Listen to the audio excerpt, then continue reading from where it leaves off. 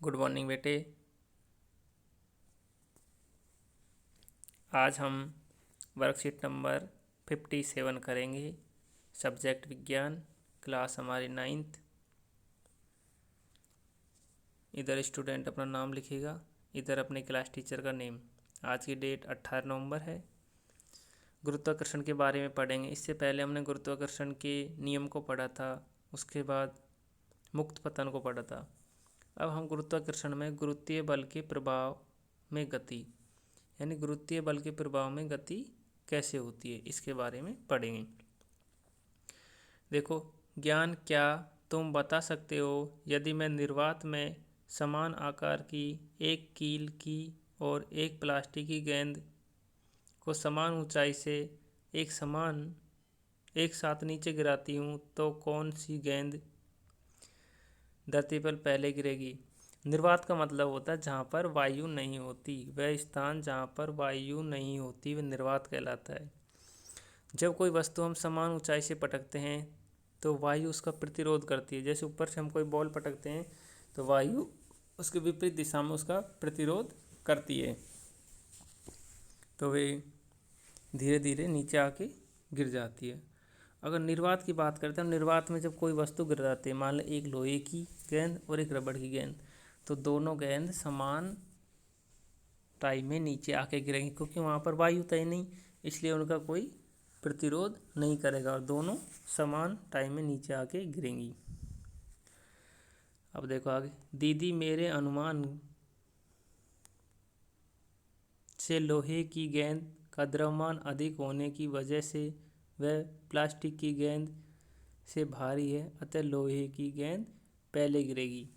ये ठीक बात है, लेकिन ये वहाँ पे जहाँ पर निर्वात नहीं है। ज्ञान, जैसा कि हम जानते हैं कि पृथ्वी प्रत्येक वस्तु को गुरुत्वाकर्षण बल से खींचती है, यानी पृथ्वी क्या करती है, गुरुत्वाकर्षण बल के कारण प्रत्येक वस्तु को अपनी ओर खींचती है, जिससे गुरुत्वीय त्वरण g उत्पन्न होता है। और गुरुत्वीय त्वरण g वस्तु के द्रव्यमान पर निर्भर नहीं करता, इसलिए निर्वात में दोनों गेंद ही नहीं परंतु कोई भी वस्तु एक ही दर से नीचे गिरेगी, क्योंकि गुरुत्वाकर्षण में g का मान द्रव्यमान पर निर्भर नहीं करता। इसलिए निर्वात में दोनों वस्तु एक समान दर से नीचे गिरेंगी। यदि हम गतिशील एवं सामान्य परिस्थिति में एक पंख और एक पत्थर के साथ करें तो धरती पर पत्थर का टुकड़ा पहले गिरेगा। ऐसा वायु के प्रतिरोध के कारण होता है। पंख पर लगने वाला वायु का प्रतिरोध पत्थर पर लगने वाले प्रतिरोध से अधिक होने के कारण पंख गिरने की गति धीमी हो जाती है, क्योंकि जो प्रतिरोध लगता है पंख पर अधिक लगता है, जिससे उसकी गति धीमी हो जाती है, या जबकि पत्थर पर इसका बहुत कम प्रभाव पड़ता है। लेकिन इसी गतिविधि को यदि हम निर्वात में करें तो वहाँ वायु न होने की वजह से दोनों ही वस्तु मुक्त पतन से एक ही दर, मतलब गुरुत्वीय त्वरण से एक साथ नीचे गिरेंगी। तो एक पंख ले लिया और एक पत्थर ले लिया, तो दोनों को एक साथ गिराते हैं तो वे एक समान, जब वायु में पंख पर प्रतिरोध अधिक लगता है और पत्थर पे कम, तो पहले पत्थर का टुकड़ा नीचे आएगा। लेकिन जहाँ पर वायु नहीं होगी, निर्वात में वायु तय नहीं, प्रतिरोध किसका लगेगा, फिर दोनों वस्तु एक साथ नीचे गिरेंगी। अब देखो धरती के निकट की दूरी को हम धरती की त्रिज्या के बराबर ले सकते हैं। धरती की दूरी को हम धरती की त्रिज्या के बराबर ले सकते हैं, क्योंकि धरती का आकार बहुत बड़ा है, इसलिए जी को भी धरती की निकट एक स्थिर माना जाता है। इसलिए जी को भी धरती के निकट एक स्थिर माना जाता है। इसी कारण धरती पर गिरने वाली वस्तु जैसे पत्थर के लिए हम गति के समीकरण में त्वरण ए को गुरुत्वीय त्वरण जी से लिखते हैं। जैसे गति के तीनों समीकरण हमने एक की जगह जी लिख दिया है ना, तो गुरुत्वीय त्वरण का मान जी लिख दिया। v बराबर, गति की पहली समीकरण v बराबर u प्लस जी टी।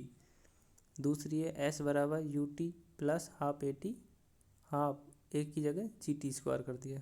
ऐसे तीसरे समीकरण 2g(s) बराबर v square minus u square.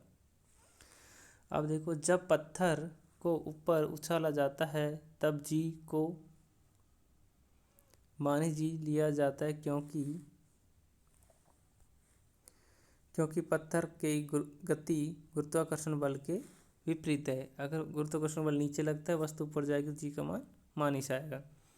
और जब पत्थर को नीचे गिरता है तब जी का मान प्लस में लिया जाता है, क्योंकि अब पत्थर की गति गुरुत्वाकर्षण बल की दिशा में है।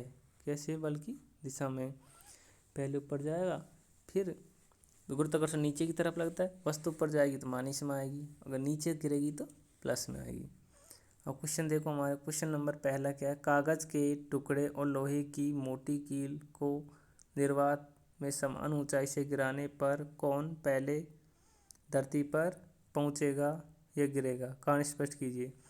दोनों एक साथ धरती पर पहुंचेंगे, क्योंकि निर्वात जहाँ पर वायु नहीं होती वहाँ वस्तु पर वायु का प्रतिरोध तो लगता नहीं है, इसलिए दोनों एक साथ नीचे पहुंचेंगी।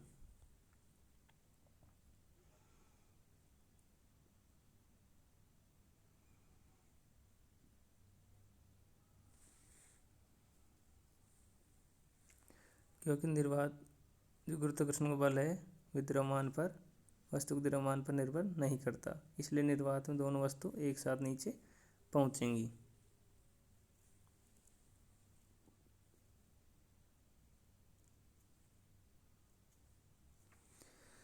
अगला है, यदि हम किसी बॉल को ऊपर उछाले तो गुरुत्वाकर्षण जी का मान ऋणात्मक क्यों आता है? क्योंकि जब हम किसी पत्थर या उसको ऊपर उछालते हैं तो जी का मान ऋणात्मक, क्योंकि पत्थर का गुरुत्वाकर्षण बल के विपरीत लगता है। तो यहाँ तक हो जाएगा, यहाँ तक। अगला क्वेश्चन है, सामान्य परिस्थितियों में विभिन्न वस्तुओं के समान ऊंचाई से गिराने पर वह समान समय पर नीचे क्यों नहीं गिरती? क्योंकि वहाँ पर वायु का प्रतिरोध होता है, इसलिए समान वस्तु समान पर नहीं गिरती। यहाँ से लिख देंगे, धरती पर टुकड़ा गिराया गया उसका तो प्रतिरोध के कारण वायु का प्रतिरोध लगने से प्रतिरोध अधिक होने के कारण इसलिए समान दर से नहीं गिरती। गति के तीनों समीकरण में त्वरण ए और गुरुत्वीय त्वरण में बदलिए, तो हमें गति की तीनों समीकरण लिख देनी है। ठीक है, यहाँ से लिख देनी है जी के मान हमसे। गति के समीकरण ए को त्वरण जी में लिख सकते हैं। ठीक है, सभी ये आंसर अपनी साइंस की नोटबुक में कंप्लीट करेंगे। ठीक है, ओके।